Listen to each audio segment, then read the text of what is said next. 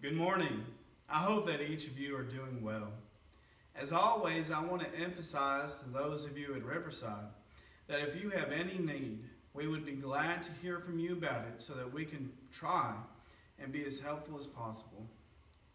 We understand that right now people are going through some tough times, and we want to be able to extend a helping hand where we can. I'm thankful that we have the ability now to use the internet and these different streaming outlets to continue to have lessons and classes that are helpful for each other. I know that in these hard times, it can be very easy to be pessimistic. We can't do the things that we want to, or at least do them without the fear of becoming contaminated with a disease. The coronavirus, it really has us in a hard place. As I said, it can be very easy right now to be pessimistic. People are being laid off. Some people are losing their lifelong projects. Some people are losing businesses because of just unforeseeable issues. The economy right now is taking a huge hit. If you've been to the store lately, it seems as if food is scarce. Commodities like toilet paper, just something that we didn't even give much thought to as needing, is not lasting on shelves. It's a hard time, and right now in the midst of these hard times, the devil wants us to be drugged down. He wants us to be mad. I tell you what, man, the devil would love it if you were mad at God right now. He would love for the small business owner to be upset with God because of the hits they've taken. The devil would love for us to be mad with one another because we weren't publicly meeting. The devil would love if right now, in the midst of darkness, all you noticed were the negative things. Now, I think it's fair to say that none of us, no matter how bitter the circumstances may be, want to be pleasing in the eyes of Satan. We don't want to align ourselves with his name. We don't want to align ourselves with his mission or his thinking. We want to be better than that. And thankfully, the Bible instructs us on how to be better than that. It tells us in James 4:7, resist the devil and he will flee from you. Well, how do you do that in these times? Well, we do as Paul told us in Philippians 4:4. He said, rejoice in the Lord always. Now, if we're going to rejoice in these hard times, that is going to call on us to do something that the world would not dare to do. We have to look at this pandemic and we have to think, what are some of the positives to this? If you are in the world, then there might not be any positives. Maybe you're out of job. You can't go to the bar anymore. You can't find toilet paper. People are hurting and the list goes on and on. But if you're in the Lord's church, there are plenty of things that we can look at and rejoice in. This morning, I want us to look at a few of those things. Now, keep in mind, it is very possible that you may think of something that I don't mention in this lesson. And if you do, I want to encourage you to let me know. I would love to perhaps share that in the lesson next week. Whenever I try to notice the positives of the coronavirus, one of the first things that comes to my mind is the word hospitality.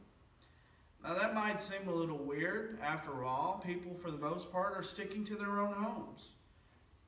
See, I think hospitality can be seen and expressed beyond the confines of a home. I think hospitality can be seen really in the generosity that is being extended further than what we typically offer. Typically, we want to be able to offer some sort of help when asked to do so. But how often do we search for things to be helpful with? God gave the command, recorded in Romans 12:13, a section entirely dedicated to transformed Christian living, to contribute to the needs of the saints and to seek to show hospitality. Members of the Lord's church have really been stepping it up in these hard times. I know that some of the women of the congregation here are actively involved in calling one another and seeing if there is anything that the other may need. We need to continue to do that. We need to do that because that's a genuine Christian living.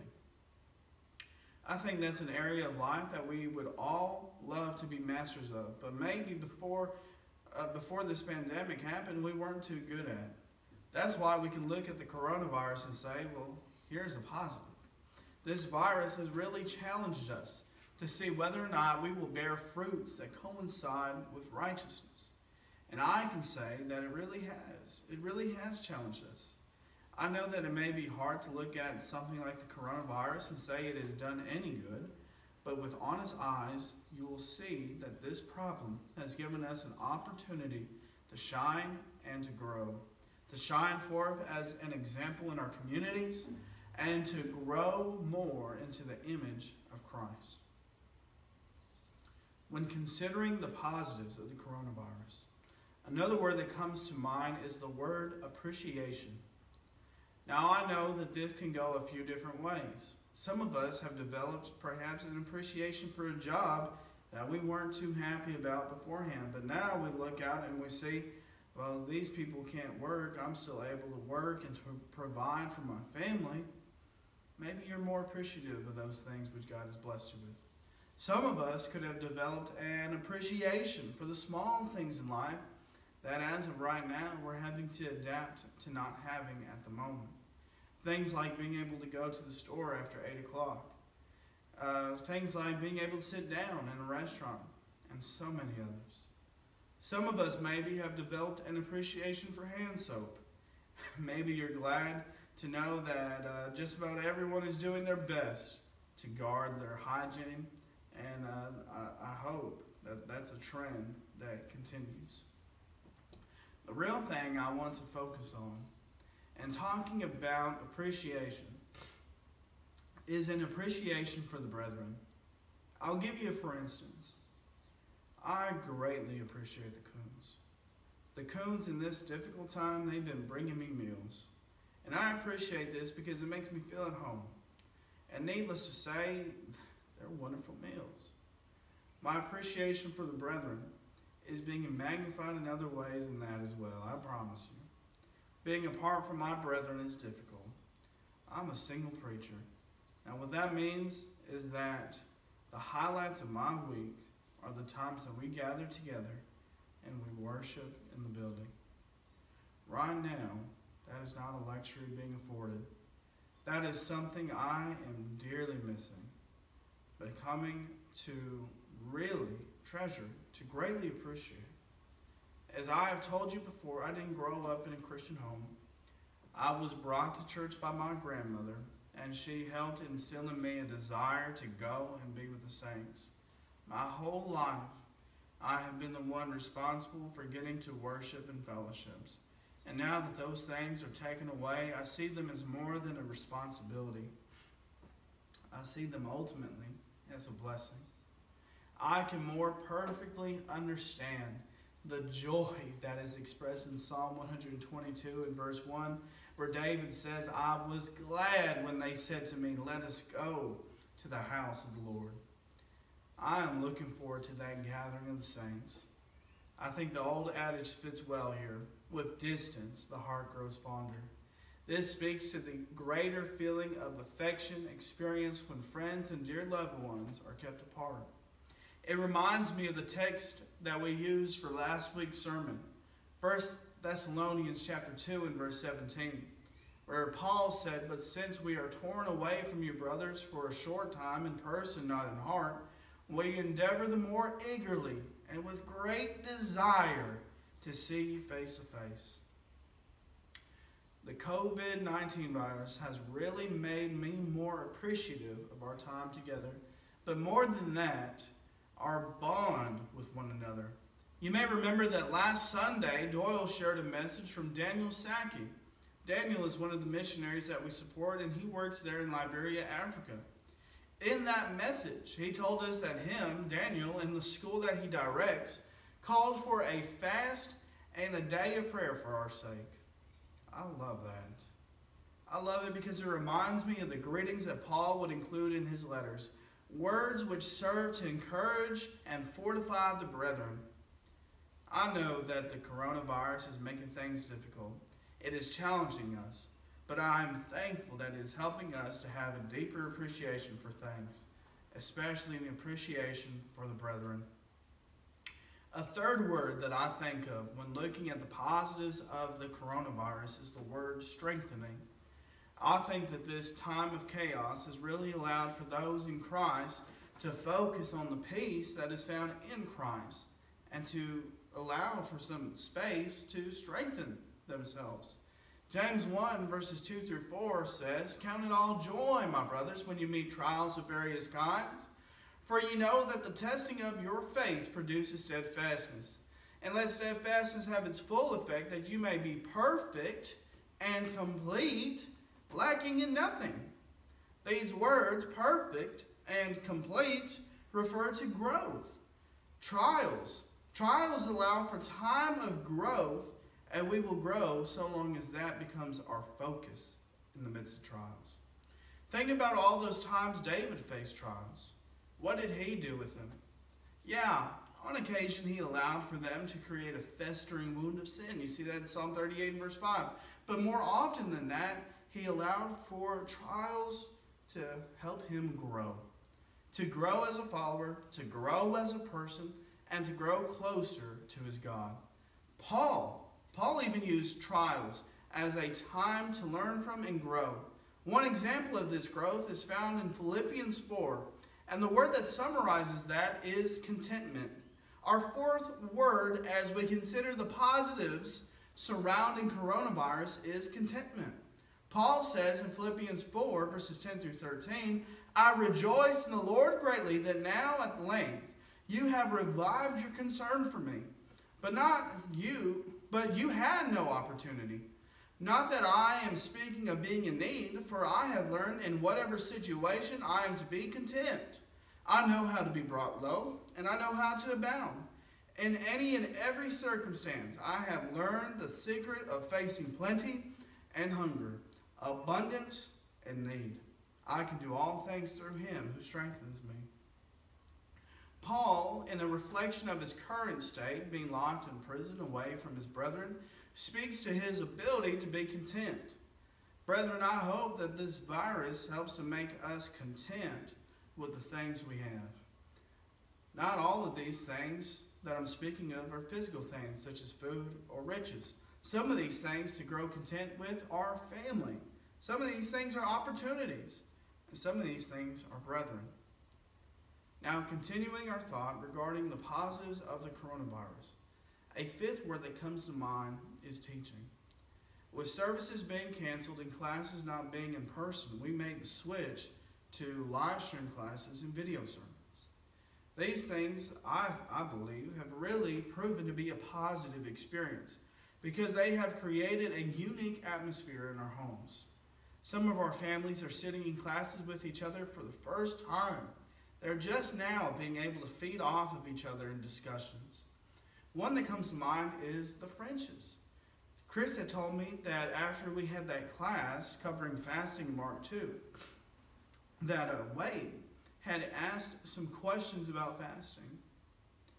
I thought that was very neat because it allowed for a parent and a child to have a conversation that really may have never surfaced otherwise. The quarantine is something that we can rejoice in. We can rejoice in the quarantine because the quarantine has people deeper in their Bibles than ever before. People are doing Bible studies with each other on the regular. Truly, we are having some of the best time to allow for iron to sharpen iron.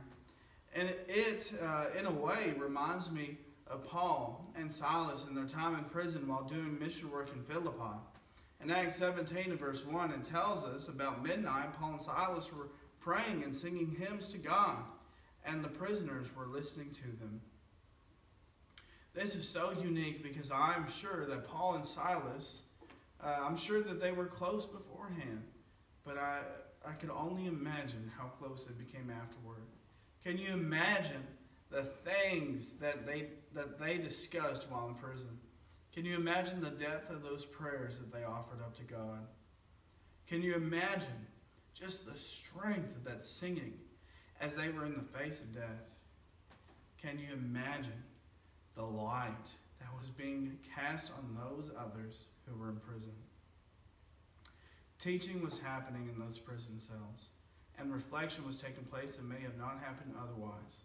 Not necessarily on the part of Paul and Silas, but undoubtedly on the part of their fellow prisoners. We are in a place right now that a lot of teaching can be done, and we can rejoice in that.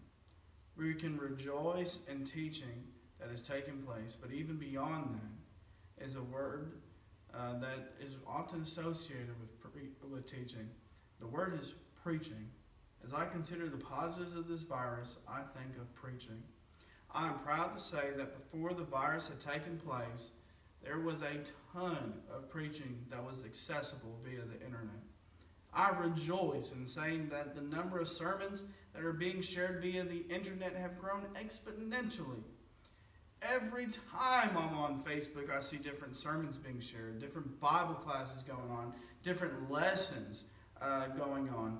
Every single day, I'm telling you, there are sermons being preached online. Every single day, all through the day, the kingdom and the king are being preached.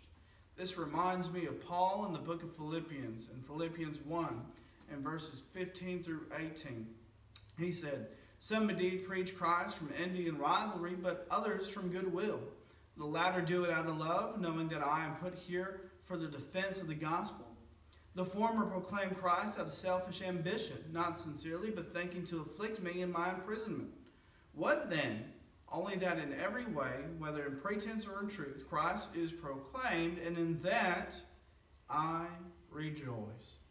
Yes, and I will rejoice." Paul is saying that no matter what, so long as Christ is being preached, there is reason to rejoice. Even though there is a virus keeping us apart, we are able to rejoice because Christ is being preached. Even though we're living in a time of momentary inconvenience, we are able to rejoice because Christ is being preached. Christ is being preached, and he is being preached more than some of us have seen in our entire lives. I hope that this is something that we as the church continue to do when this virus is past. I hope we don't appear like Israel, who just called upon God in times of affliction. The seventh and the final word that I think of when I consider the positives of the coronavirus is the word assurance. We have assurance. We have assurance of a place that is far better than this world. We have assurance of a place, of a home that is free of disease. We have assurance of a place, a home where there are no worries and there are no more tears because God will wipe away those tears. Revelation 7, verses 15 through 17. We have a citizenship in heaven, Philippians 3 and verse 20, that the people in this world do not. This pandemic certainly helps to strengthen the longing for that home. It fortifies the appreciation that we are to have for that home. I just can't wait to go home. I just can't wait to hear, "Well done, good and faithful servant." I just can't wait to be with all the saints and dwell with them in that perfect home. I can look at this pandemic and I can rejoice because of the great assurance of home. He leadeth me, O blessed thought, O words with heavenly comfort fraught. Whate'er I do, where'er I be, still 'tis God's hand that leadeth me. Sometimes mid scenes of deepest gloom, sometimes where Eden's flowers bloom.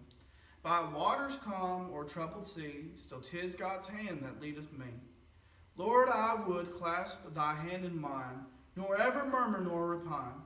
Content whatever lot I see, still 'tis my God that leadeth me. And when my task on earth is done, when by thy grace the victory's won, in death's cold wave I will not flee, since God through Jordan leadeth me. He leadeth me, by his own hand he leadeth me. His faithful follower I would be, for by his hand he leadeth me. I can rejoice in the midst of the coronavirus because I have God in control of my life. I have a joy that transcends that of the world because I am a child of the joy giver. I am blessed, and in that I can rejoice in the Lord always. I am thankful for this time that you have allowed for me to share with you some thoughts about our current climate, and I really hope that these things serve as an encouragement for you. May God bless you, and may you magnify His holy name.